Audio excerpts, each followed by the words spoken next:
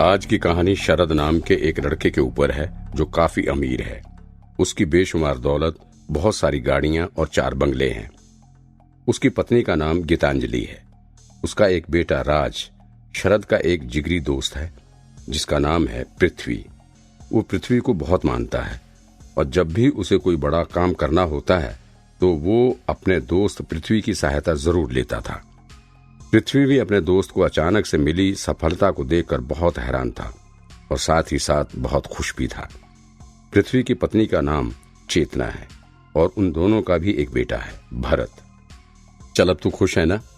तूने अपनी जिंदगी में जो जो चीजें मांगी थी वो चीजें अब तुझे मिल गई हैं। हाँ भाई, ये तो है। लेकिन 6 महीने के अंदर तू इतना अमीर कैसे हो गया? आखिर बात क्या है? अरे पृथ्वी भाई साहब, आपको पता है ये तो हमें बिल्कुल ही समय नहीं देते हैं। आजकल पता नहीं इन्हें क्या हो गया है, अपने कमरे में ही बंद रहते हैं आजकल। अरे नहीं, तुम्हें तो पता है ना कि बीवियों की आदत ऐसी होती है, हमेशा शिकायत शिकायत शिकायत। पृथ्वी तो ये सोच रहा था कि शरद की जिंदगी तो काफी खुशहाल है, लेकिन उसकी निजी जिंदगी कुछ दिनों से सही नहीं चल रही थी।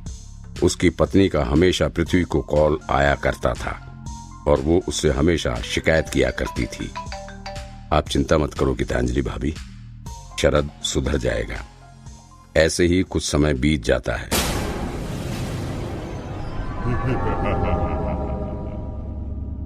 धीरे धीरे शरद का व्यवहार बदलने लगता है। वो बात बात पर चिढ़ने लगता है और पृथ्वी की राय लेना भी बंद कर देता है।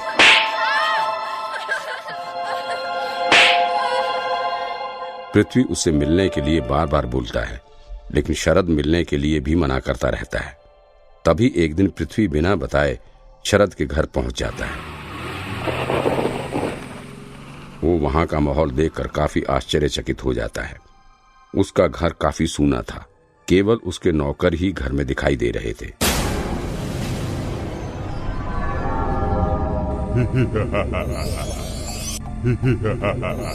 अरे क्या बात है शरद, भाभी कहाँ है? गीतांजलि अपने मायके गई है। मुझे तो गीतांजलि भाभी ने कुछ भी नहीं बताया। अच्छा ये सब छोड़ो, तू मुझसे पूछ रहा था ना कि मैं इतना जल्दी अमीर कैसे हो गया। मैं तुझे एक राज की बात बताता हूँ, लेकिन तू मुझ पर यकीन नहीं करेगा, इतना मुझे पता है। अरे बता यार, जल्दी बता।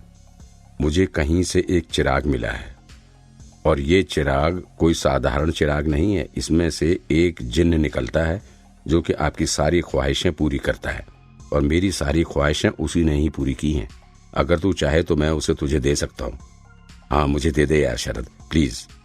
पृथ्वी वो चिराग शरद से ले लेता है और घर आ जाता है।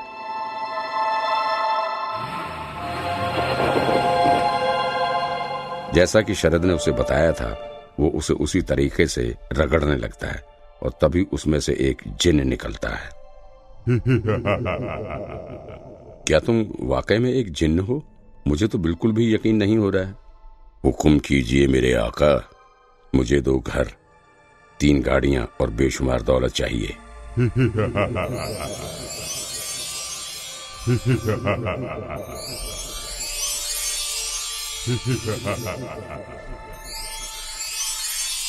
तभी देखते देखते पृथ्वी के सामने ही उसका पूरा कमरा सोने और चांदी के जेवर और सिक्कों से भर जाता है और उसे मांगी हुई हर चीज तुरंत मिल जाती है। अगले दिन पृथ्वी के घर में, आज इतना सारा पैसा कहाँ से आया?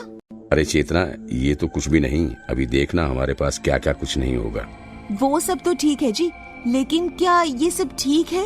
अरे तुम इस बात की चिंता मत करो, सब कुछ ठीक है। तुम्हें पता है, शरद ने भी मेरे जैसे ही किया था। पृथ्वी को ये नहीं पता था कि उसकी जिंदगी में अभी क्या मुसीबत आने वाली थी। जब से उसने जिन्न से इच्छाएं मांगी थी, तब से उसके व्यवहार में परिवर्तन होने लगा था। वो जरा सी बात में गुस्सा करता था। उसकी निजी जिंदगी अपनी पत्नी और बच्चों के साथ भी बिगड़ने लगी थी।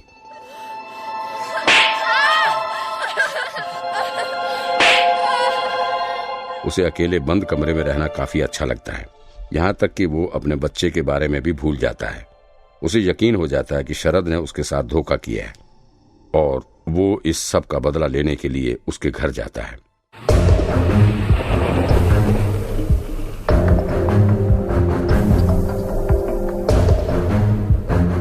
क्या किया है बता दे। तेरी वजह से मेरी जिंदगी बर्बाद हो रही है। पृथ्वी शरद से बहुत ज्यादा बहस करने लगता है। तभी शरद काफी गुस्सा हो जाता है। हाँ, मुझे पता है कि तेरा संबंध मेरी पत्नी से है, इसीलिए मैंने उस चिराग को तेरे गले में बांध दिया। और मैं तुझे बता दूं कि वो एक साधारण चिराग नहीं है, बल्कि उसके अंदर एक खूनी चिन्ह रहता है। तुम्हारी हर एक मुराद पूरी होने के बाद वो तुम्हारे प्रिय लोगों की जान लेता है। ये तुम्हारे प्रिय लोगों से तुमको अलग कर देता है। उससे बचने का केवल एक ही उपाय है, खुद की जान लेना या ये चिराग किसी और आदमी को सौंप देना। मैं पहले इस बात से बेखबर था और मुझे ये चिराग किसी राह चलते आदमी ने दिया था। उसने मुझे रुपए पैसों का लालच दिया, इसीलिए मैं उसकी बात में आ गया था। अरे ये तू कैसी बातें कर रहा है? भाभी के साथ मेरा कोई संबंध नहीं है। मुझे पता है ये सब जरूर इस जिन का ही काम है। इसका मतलब गीतांजलि और राज मर चुके हैं। तभी हड़बड़ी में पृथ्वी शरद के पूरे घर की तलाशी करने लगता है। तलाश करते करते वो शरद के स्टोरेज रूम में पहुंच जाता है। वो वहां पर पहली बार उस खूनी जिन्न को देखता है जिसके मुंह में खून ही खून लगा हुआ था।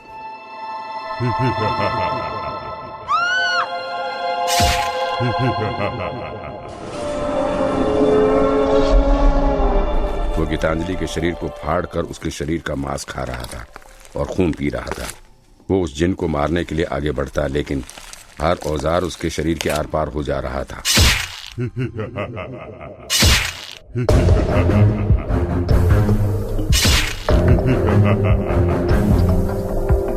और जब वो अपनी दाईं ओर मुड़ता है तो देखता है कि वहां पर राज अधमरी हालत में लेटा हुआ है। तभी उसको अपनी बीवी और बच्चे याद आ जाते हैं और वो भागकर अपने घर जाता है। चेतना, भरत, कहाँ हो?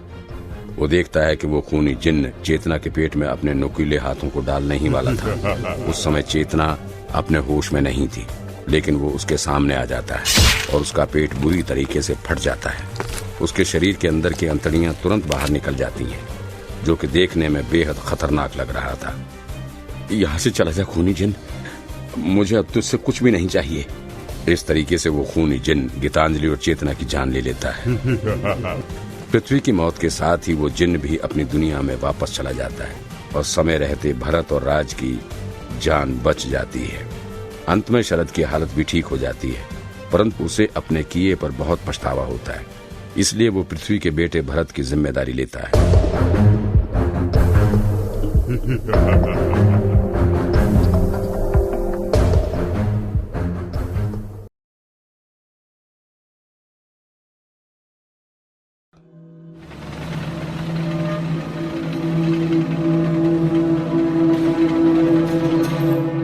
कार्तिक को अपने लिए एक नई बिल्डिंग बनानी थी जो कॉलेज के पीछे वाली जमीन पर थी। वो वहां पर रह रहे गरीब लोगों को देखता है तो उसे घिन आती है उन पे। ये कीड़े मकोड़े कभी नहीं सुधर सकते। मैं कल ही सारे कागज बना के इनको यहाँ से दफा करता हूँ। सरकारी कार्यालय में उसका एक साथी था जो उसको उस जमीन पर बिल्डिंग बनाने के लिए डॉक्यूमेंट्स बना के दे देता है। रात को वो बुलडोजर लेकर जमीन खाली कराने के लिए पहुंच जाता है। लोग अपने घरों से निकल के उसके आगे हाथ पैर जोड़ते हैं, लेकिन वो किसी की नहीं सुनता। तभी कहीं से एक पत्थर उसके सिर पे लगता है। किसने किया ये? कार्तिक पूछता है। एक बूढ़ा कच्चे मकान से निकल के उसके सामने आता है और कहता है, मेरे घर को कोई नहीं मिटा सकता। कार्तिक उस बूढ़े को एक जोरदार थप्पड़ मारता है और अपने आदमियों से कह के उसे वहां से हटा देता है। उसके आदमी उसे वहां से हटा के रोड के पास फेंक देते हैं। वो लुढ़कता हुआ बीच रोड पर गिर जाता है। वो देखता है अपने घर पे बुलडोजर चलते हुए। तभी एक ट्रक तेज रफ्तार से उसकी तरफ आता है और उसे टक्कर मार के चला जाता है।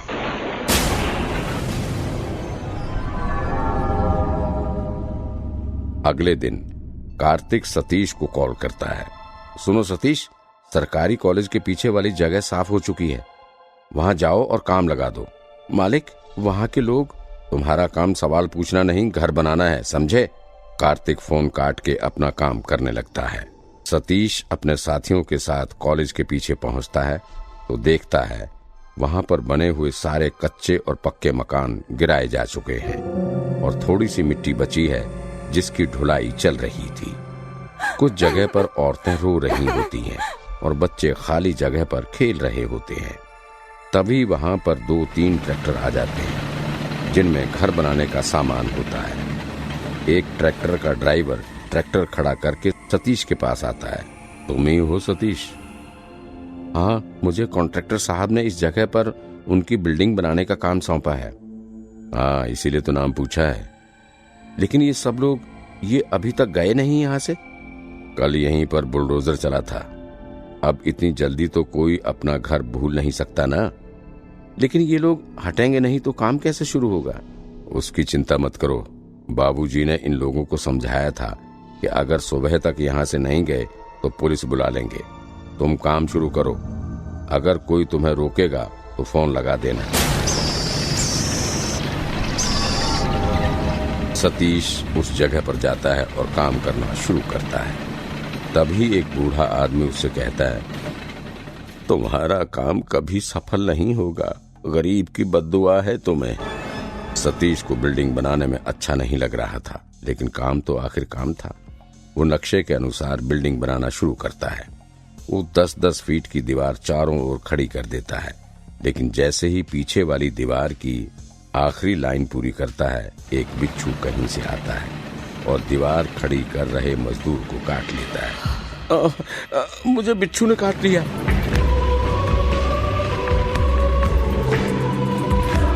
सतीश उसके पास आता है। अरे कोई इसे हॉस्पिटल लेके जाओ। उसे उसके साथी हॉस्पिटल लेकर जाते हैं जो पास में ही था। पट्टी करा के उसे वो वापस ले आते हैं। वो लोग काम फिर से शुरू कर देते हैं। सतीश देखता है कि सारी दीवारें खड़ी हो चुकी हैं, बस पीछे की दीवार की एक लाइन रह गई है। अरे पहले इस दीवार को पूरा करो, फिर आगे का काम देखो।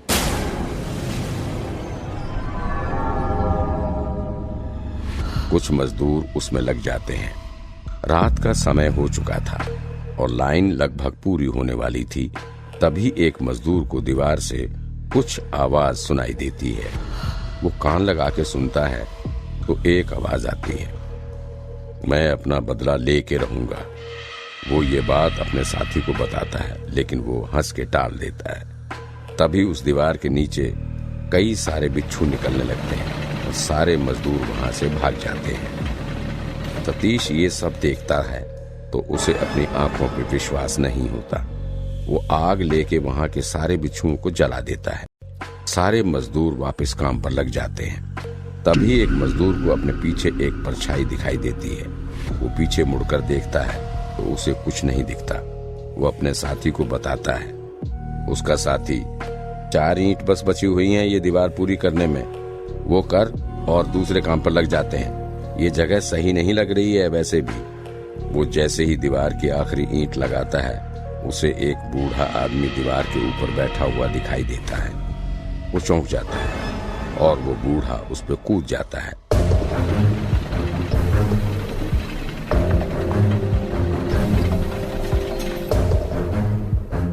मजदूर चिल्लाने लगता है। वो दीवार सारी की सारी उस मजदूर पर गिर जाती है और वो बहुत बुरी तरह से घायल हो जाता है। सतीश तुरंत कार्तिक को फोन लगाता है। ये सब क्या लगा रखा है? एक तो इतने दिनों से तुम एक फ्लोर नहीं पूरा कर पा रहे हो, ऊपर से अब ये आखिर चल क्या रहा है उधर? सरकार, वहाँ 2 मजदूरों ने एक बूढ़े आदमी को देखा था और फिर दीवार गिर गई, लेकिन उस आदमी का पता नहीं चला। दीवार के नीचे भी नहीं मिला। नहीं। तुम लोग मुझे जेल भेजोगे लगता है। रुको, मैं खुद आता हूँ वहाँ पे। कार्तिक अपनी गाड़ी में बैठता है और साइट पर पहुंच जाता है। वो जाके देखता है कि बिल्डिंग की 3 दीवारें खड़ी हुई हैं और पीछे वाली पूरी गिर चुकी है। सतीश कार्तिक को सारी बात बताता है। मजदूर कहाँ हैं सबके सब? वो सब डर के मारे काम पर नहीं आए हैं। वो लोग कहते हैं कि यहाँ किसी आत्मा का साया है। क्या बेहुदा बकवास कर रहे हो? तुम्हें उस बूढ़े आदमी को ढूंढना होगा जो दीवार पे बैठा था। वो बूढ़ा यहाँ नहीं मिला, मतलब दीवार के नीचे तो नहीं आया। उस मजदूर का क्या हुआ?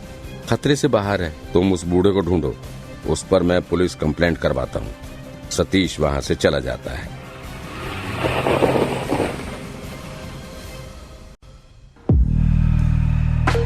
कार्तिक अपनी बिल्डिंग की एक एक दीवार को देखने लगता है। फिर गिरी हुई दीवार के पास जाता है। तभी उसके पीछे से एक बूढ़ा आदमी आता है। तुमने ये सारे घर गिरा के अच्छा नहीं किया। कार्तिक पीछे मुड़कर देखता है। कौन हो तुम और यहाँ क्या कर रहे हो? मैं उन्हीं में से एक हूँ जिनका तुमने घर तोड़ डाला, वो बूढ़ा कहता है। अच्छा, तो तुम भी उनमें से ही हो? कल जो कुछ भी हुआ उसमें तुम्हारा हाथ है? तुम्हारी दीवार मेरी वजह से गिरी क्योंकि तुमने मेरा घर गिराया।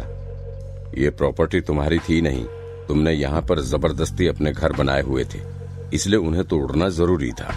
घर के साथ भले इंसान भी मारे जाएं, कोई नहीं मरा और तुमने मेरी प्रॉपर्टी का नुकसान किया है। तुम लगता है मेरी दीवार गिराने के चक्कर में अपना पैर तुड़वा बैठे हो, इसलिए मैं तुम्हें जेल नहीं भेजूंगा। वैसे भी कितने दिन बचे हुए हैं तुम्हारे पास? बूढ़ा हंसने लगता है। मेरा पैर तुम्हारी दीवार गिराने से टूटा? वो और जोर से हंसने लगता है। और मैं जब तक यहाँ हूँ तुम्हें अपनी जमीन पर घर नहीं बनाने दूंगा। और वो हंसते हुए गायब हो जाता है। कार्तिक को अपनी आंखों पे विश्वास नहीं होता। क्या वो इतनी देर से एक भूत से बात कर रहा था? तभी सतीश वहां आ जाता है। क्या हुआ सर? वो बूढ़ा, वो एक भूत है। तभी अचानक से थोड़ी ही दूर पर खड़ा बुलडोजर चलने लगता है, लेकिन उसमें कोई नहीं बैठा होता। पीछे से बूढ़ा निकल के कार्तिक से कहता है, मैं जैसे मरा था तू भी वैसे ही मर। और वो उसे धक्का दे देता है, जिससे कार्तिक गिर जाता है और बुलडोजर उस पर चढ़ने ही वाला होता है। तभी सतीश उसे उठाकर खड़ा कर देता है, लेकिन उसका पैर बुलडोजर के नीचे आ जाता है। मेरा पैर, साहब मदद करो। लेकिन कार्तिक अपनी जान बचा के वहां से भागता है, लेकिन बुलडोजर उसका पीछा नहीं छोड़ता। वो भागते भागते वहां से दूर जाना चाहता था, पर उस भूत ने बुलडोजर से उसका पीछा करना नहीं छोड़ा। भूत बुलडोजर से कार्तिक को कुचलता हुआ उसके ऊपर से निकल जाता है और कार्तिक की वहीं उसी समय ही मौत हो जाती है।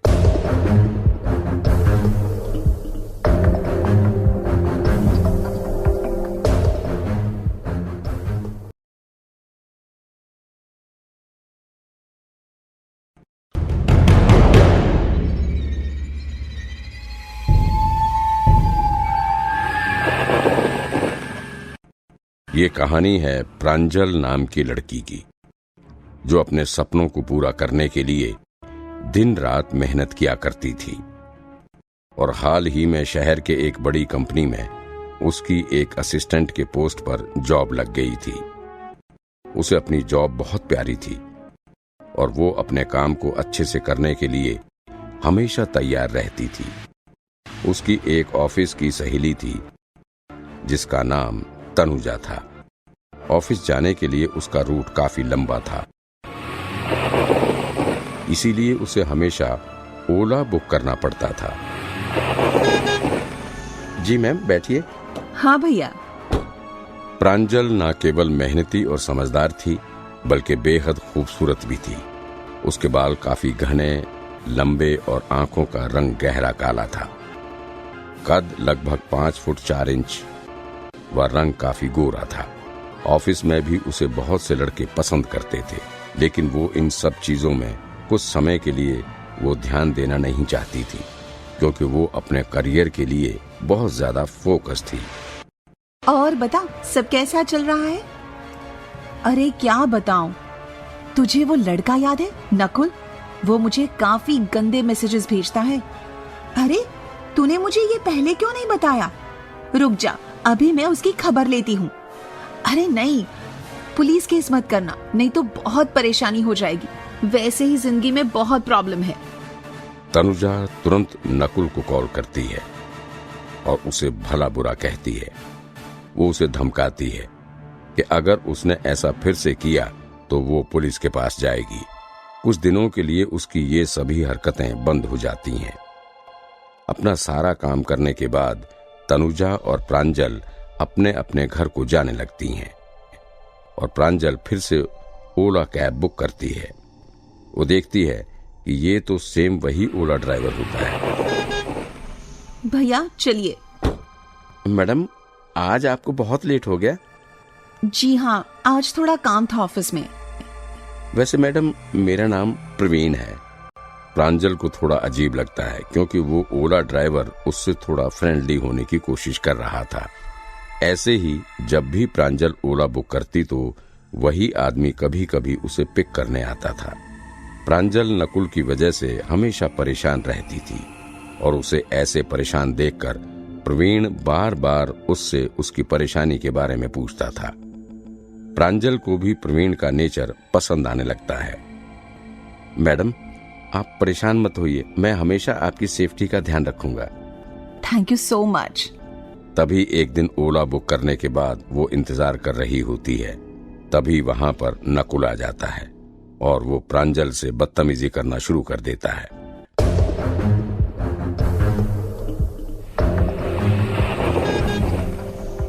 इतने में ओला भी आ जाती है। उस दिन भी प्रवीण ही होता है। ओहो, मैंने कई बार तुम्हें इसी ओला ड्राइवर के साथ जाते हुए देखा है। लगता है तुम्हारा इस ओला ड्राइवर के ऊपर दिल आ गया है। हम में क्या कमी थी जो इस 2 कौड़ी के आदमी को तुम भाव दे रही हो? कुछ खास है क्या इसमें, हैं? अपनी बकवास बंद कर, समझा? मैडम को कुछ मत बोल। अबे साले, तेरे में बहुत चर्बी चढ़ी है क्या? नकुल अपने दोस्त धीरज के साथ आया हुआ था और वो दोनों मिलकर प्रवीण को पीटने लगते हैं। वहां पर खड़ी सारी पब्लिक उन्हें ही देख रही थी। नकुल, छोड़ दो उसे। उसने क्या किया है? तूने जो भी किया अच्छा नहीं किया। अगले दिन तनुजा, प्रवीण और प्रांजल पुलिस स्टेशन जाकर नकुल की शिकायत दर्ज कराते हैं। उसी दिन शाम को प्रांजल को पुलिस का कॉल आता है। नकुल कहीं भाग गया है। इसके बारे में कोई इन्फॉर्मेशन मिलेगी तो हम आपको बताएंगे।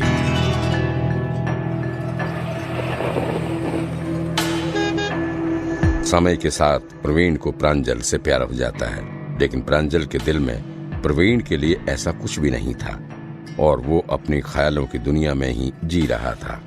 प्रवीण और प्रांजल ओला कैब में बैठे हैं। क्या हुआ? बड़े खुश दिखाई दे रहे हो प्रवीण। मैडम, मैं आपसे कुछ कहना चाहता हूँ। अरे बोलो बोलो, क्या बात है? मैडम, मैं आपको बहुत पसंद करता हूँ, लेकिन उससे ज्यादा कुछ नहीं। आपको लेकर मैं बिल्कुल गलत नहीं सोचता।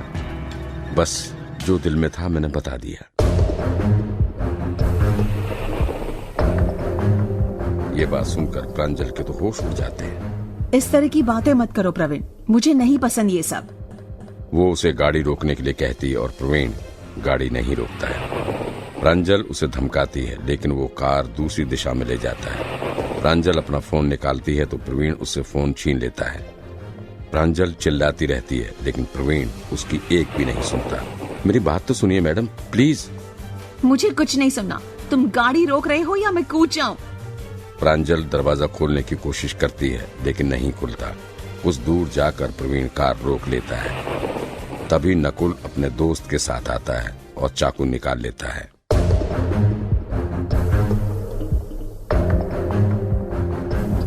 थैंक्स प्रवीण, हमारा ये काम करने के लिए, इस घमंडी लड़की को यहाँ लाने के लिए। कोई बात नहीं भाई, ये तो करना ही था। प्रांजल भागने लगती है और मदद के लिए चिल्लाती है, भाग भाग और मजा आएगा तुझे पकड़ने में। कितनी दूर जाएगी? कोई नहीं है इस सुनसान रास्ते पर तुझे बचाने के लिए।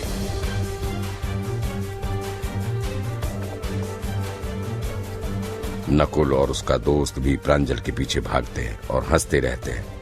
तभी रास्ते में सामने से पुलिस आ जाती है और वो गाड़ी रोकते हैं।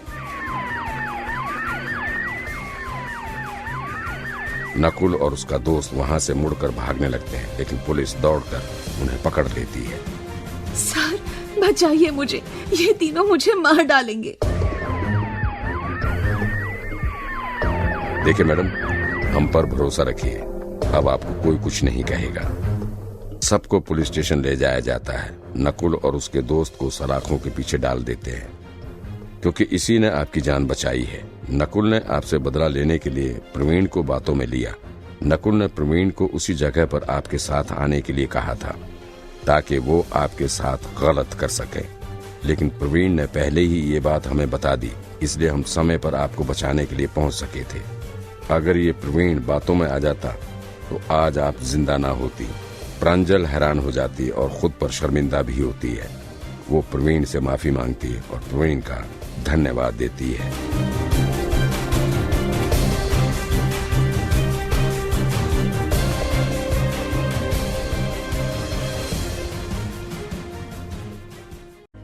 उम्मीद है दोस्तों आपको आज की कहानी पसंद आई होगी। ऐसी और हॉरर स्टोरीज के लिए हमारे चैनल को सब्सक्राइब करें और बेल आइकॉन का बटन दबाना ना भूलें। और अगर आप अपनी कहानी हमारे साथ शेयर करना चाहते हैं तो हमें ईमेल जरूर करें। हमारी ईमेल आईडी नीचे डिस्क्रिप्शन बॉक्स में दी गई है। और हाँ, वीडियो को लाइक और शेयर करना ना भूलें। Thank you.